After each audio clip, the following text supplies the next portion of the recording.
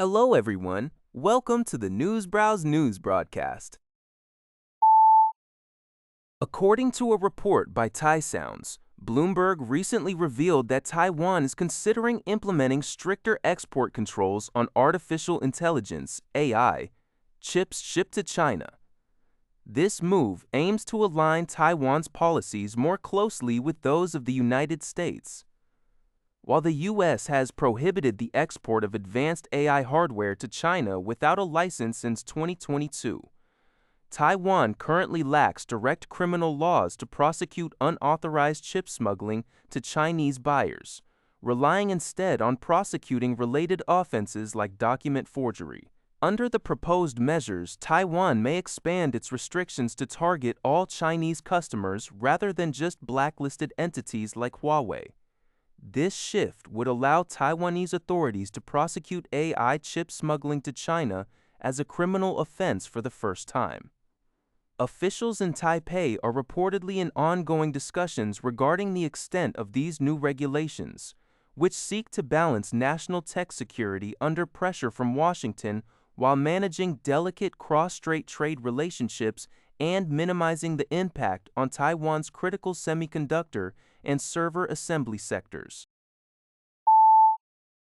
According to a report by Sounds, the funeral for Iran's former supreme leader, Ayatollah Ali Khamenei, is expected to be held on June 25 or 26.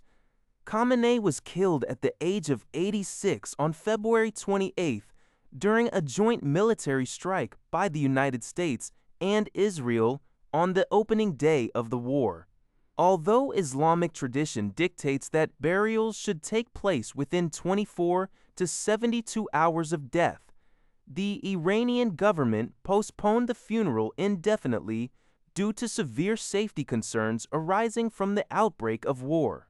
Following the attack, in which Khamenei's son, Mojtaba Khamenei, was injured but survived, Mojtaba was chosen as the new supreme leader on March 8.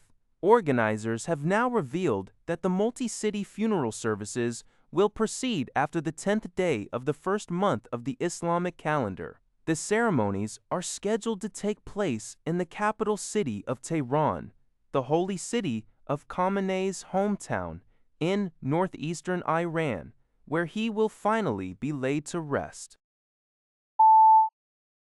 According to a report by the Liberty Times, the Russian government is planning to shift the financial burden of protecting key factories and infrastructure to private enterprises, following a series of successful Ukrainian drone strikes deep inside Russian territory.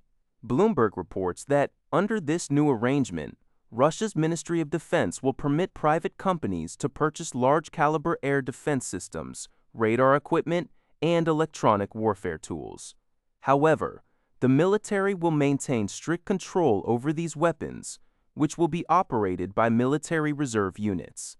This policy shift comes as Ukraine intensifies its drone campaigns targeting major commodity and energy facilities, including 8 of Russia's top 10 oil refineries, which has severely disrupted oil processing and raised concerns over domestic fuel and fertilizer shortages. In response to the growing threat, large commodity firms have already begun coordinating with the Defense Ministry to deploy Pantsir air defense systems near their plants.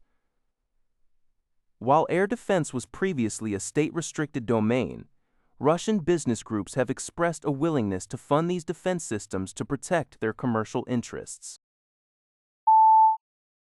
According to UPI, the Israel Defense Forces, IDF, have issued an immediate evacuation order for the southern Lebanese port city of Tyre, directing residents to relocate north of the Zerani River.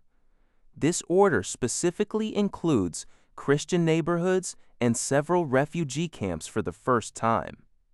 IDF spokesman Avichai Adrakwe warned that the military is prepared to target Hezbollah assets, facilities, and combat personnel operating within these residential areas, stating that remaining in the region poses a severe threat to civilian lives. The evacuation directive comes despite recent warnings from Iran that any further military actions in Lebanon would be met with crushing retaliation. Tensions had spiked over the weekend following a direct exchange of missile strikes between Israel and Iran. Although both nations temporarily halted direct attacks following an appeal from U.S. President Donald Trump, Israeli Prime Minister Benjamin Netanyahu emphasized that Israel will not tolerate ongoing attacks from Lebanese territory. Meanwhile, President Trump indicated that the United States is close to securing a comprehensive deal with Iran to address nuclear weapons and reopen the Strait of Hormuz, presenting diplomacy as the preferred alternative to continued escalation.